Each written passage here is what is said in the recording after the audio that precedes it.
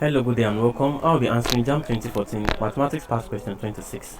And the figure above, KL, now this is KL.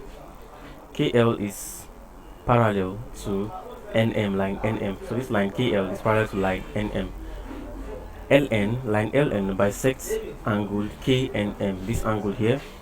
If angle KLN is 54, as this angle is 54, and angle MKN is 35. Calculate the size of angle KMN. So we are asked to find this angle here.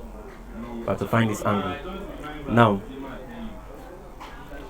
angle PNM, that's this angle here, PNM, is equals to angle KLN, that's equals to 54 degree.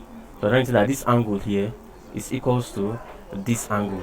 Since this line are parallel, so it is what alternate angles. This angle is equal to this angle because they are alternate angles. So here is 54 degree because they are alternate angles. Now, angle KNL, that is this angle here, is equals to angle KLN also, and it's equals to 54 degree. That is this angle here, KNL, is equals to angle KLN because this triangle here is an isosceles triangle, so the base angle of an isosceles triangle are equal, so it is 54 degree.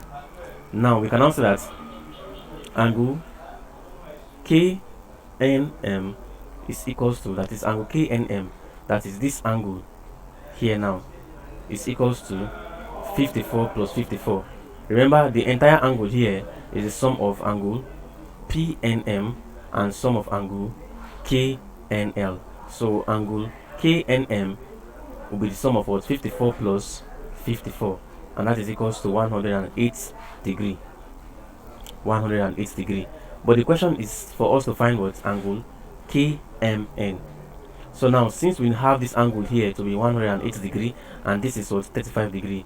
Now, angle KMN will be equals to 180 minus the sum of 1